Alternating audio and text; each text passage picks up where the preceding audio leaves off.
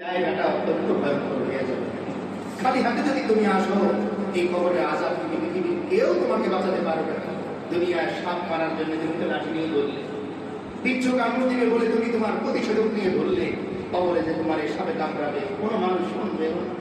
কবরে যে তোমাকে বিচ্ছু বারবার আঘাত করবে, পৃথিবীর কোনো মানুষ শুনবেও না। পাশে দাঁড়িয়ে তোমার ছেলে কান্না করবে, আর ভিতরে তোমার শাস্তি হচ্ছে একবারও টের পাবে না, তোমার ছেলেও টের পাবে না। তাই সময় নষ্ট না করে ইহদিনাস সিরাতাল মুস্তাকিম, ও আল্লাহ সরল সঠিক পথে আমারে চালা, যেন আমার আয়ু শেষ হওয়ার আগেই আমি আপনাকে পেয়ে যাই। তাহলে ইহদিনাস সিরাতাল মুস্তাকিমের অর্থ কি, মর্মটা কি? যে আমি যেন আমার আয়ু শেষ হওয়ার আগে কাকে পেয়ে যাই? আমার আল্লাহকে পেয়ে যাই। আর আমি যদি একবার আমার আল্লাহকে পেয়ে যাই, তো দুনিয়ার সব আমি আল্লাহুল মাওলা ফালাহুল মুলক, বাদশা যার, বাদশা যার। এরপরে বান্দা আরো একটু বলতেছে, দেখেন এখানে একটা পয়েন্ট, ঈমান পাওয়া এক জিনিস আর ঈমানের উপর মৃত্যুবরণ করা আরেক জিনিস। আল্লাহ রাসূল সাল্লাল্লাহু আলাইহি ওয়াসাল্লাম এক হাদিসে বলেন যে বান্দারা দুই প্রকার, কয় প্রকার বান্দা? দুই প্রকার। কিছু বান্দা এরকম যে সারা জীবন সে পাপ করতেছে, অন্যায় করতেছে, যত ধরনের অন্যায় হইতে পারে সে করতেছে, কিন্তু মৃত্যুর আগে সে এমন এক আমল করে বসে যে তার এই ছোট্ট আমলে আল্লাহ তাআলা সন্তুষ্ট হয়ে যায়, আর সন্তুষ্ট হয়ে তাকে জান্নাতে নিয়ে যায়। আল্লাহ রাসূল সাল্লাল্লাহু আলাইহি ওয়াসাল্লাম হাদিসে বলেন যে বাইনাহু ওয়া বাইনাল জাহান্নাম আদরা শিবির, জাহান্নাম আর ওই বান্দার মাঝখানে কতটুকু ফাঁকা? এক বিগত পরিমাণ। এই নিয়ামত থেকে মৃত্যু পর্যন্ত এতটুকু জায়গা বাকি, অর্থাৎ মৃত্যুবরণ করার সাথে সাথে বান্দারা কোথায় চলে যাবে? জাহান্নামে। কিন্তু এমন সময় যে বান্দা আমিলা আমালা এমন এক আমল করে বসে যে আল্লাহ তার উপর কি হয়ে যায়? খুশি। আর ওই বান্দাকে কোথায় দিয়ে দেন? জান্নাতে। আবার ভয়ের বিষয়, আল্লাহ রাসূল সাল্লাল্লাহু আলাইহি ওয়াসাল্লাম বলে কিছু বান্দা এত বেশি নেক আমল করে যে বান্দার মাঝখানে আর জান্নাতের মাঝখানে এক বিগত পরিমাণ জায়গা বাকি, অর্থাৎ এই বান্দারা চোখ বোঝার সাথে সাথেই জান্নাত।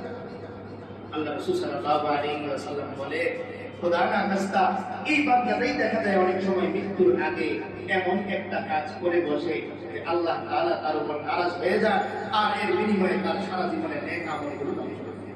আর এই বান্দাটা মৃত্যুবরণ করার পরে কোথায় চলে যায়? জান্নাতে চলে যায়।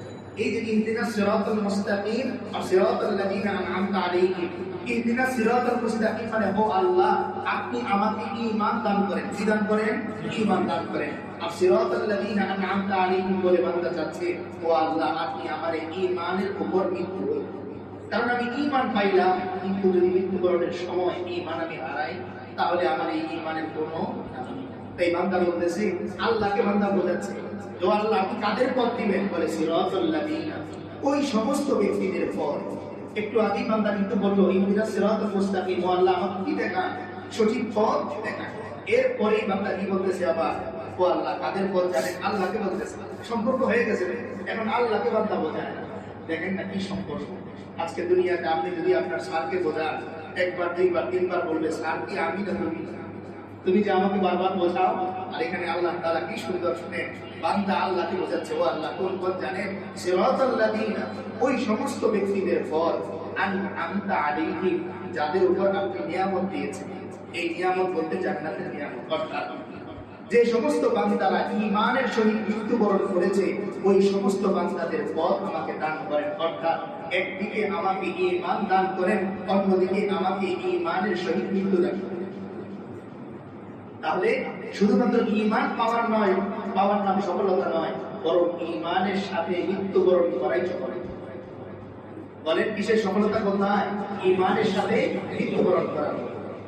এটা বলার পরে বান্দা আবার কানা যাচ্ছে, ও আল্লাহ ওই সমস্ত ব্যক্তিদের ঈমানের মতো নয় যারা পথ পেয়েছিল কিন্তু পথ হারিয়ে ফেলেছে।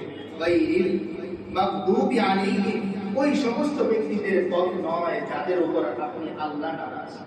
ওই সমস্ত ব্যক্তিদের পথ নয় যাদের উপর আপনি আল্লাহ নারাজ।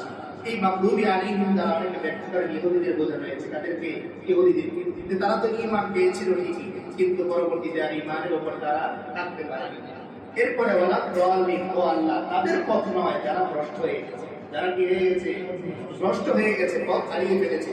পথ তো পেয়েছিল না সারা, এখানে ওরা দলিল দ্বারা অনেকেই বলেন কি উদ্দেশ্য, তারা উদ্দেশ্য নাসারাটাই উদ্দেশ্য, অর্থাৎ তারাও পথ পেয়ে পথ হারিয়ে ফেলেছে। তো বান্দা কয়টা জিনিস চাচ্ছে এখানে?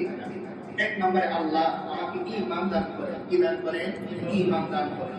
দুই নম্বরে ঈমানের সাথে আমাকে মৃত্যু দান করেন, ঈমানের সাথে মৃত্যু দান করেন। তিন নম্বরে এই যে ঈমান পাওয়া এবং ঈমানের সহিত মৃত্যুবরণ করা, এই দুইটার মাঝখানে যে একটা সময়, এই সময়ে কোনোদিন যেন আপনি আমার উপর নারাজ না হয়ে যান, গায়রিল মাগদুবি, কোনোদিন যেন আমি আপনাকে হারিয়ে না ফেলি ওয়ালাদ দল।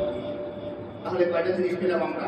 আল্লাহর কাছে চাচ্ছি প্রথমে আমাকে ঈমান দেন, দুই নম্বরে আমাকে ঈমানের সাথে মৃত্যু দেন, তিন নম্বরে বান্দা বলতেছে শুরুতে ঈমান পাইলাম, শেষে মৃত্যুবরণ করলাম, আর মাঝখানে আপনাকে ভুলে গেলাম। কেমন যেন না? অনেক ছাত্ররা আছে না, দেখা যায় হাজিরা যখন প্রথম দুইবার হাজিরা হবে, প্রথম হাজিরায় উপস্থিত, লাস্টের হাজিরায় উপস্থিত, মাঝখানে নেই। বান্দা বলতেছে ও আল্লাহ, আমার জিন্দেগির শুরু, আমার জিন্দেগির শেষ, আমার জিন্দেগির শুরু শেষের মাঝখানে গোটা সময়টা আমি যেন আপনার হই, আমি কার থেকে? আপনার হই। হয়ে গেল একটা আলোচনা। এই সূরার কয়েকটি নাম, এটা বলে আমরা শেষ করে দেব, সময় অনেক হয়ে গেছে। এই সূরার নামের মধ্যে একটা দারুণ নাম, সেটাই শুধু আমরা আলোচনা করবো। আমরা জানি এটা সূরা ফাতিহা, এটাকে সূরা শিফাও বলা হয়। কি বলা হয়? রাসূল কারীম সাল্লাল্লাহু আলাইহি ওয়াসাল্লাম বলেন ফাতিহাতুল কিতাবি শিফাউন লিকুল্লি সাম, যে এই সূরা ফাতিহাটা পৃথিবীর সব বিষের থেকে আরোগ্য লাভ, পৃথিবীর সকল বিষ থেকে কি আরোগ্য লাভ। তার মানে যে কোনো অসুস্থতায় আমরা যদি এই সূরা ফাতিহার উপর আমল করতে পারি, আল্লাহ তাআলা সেই অসুস্থতা আমাদেরকে ভালো করে।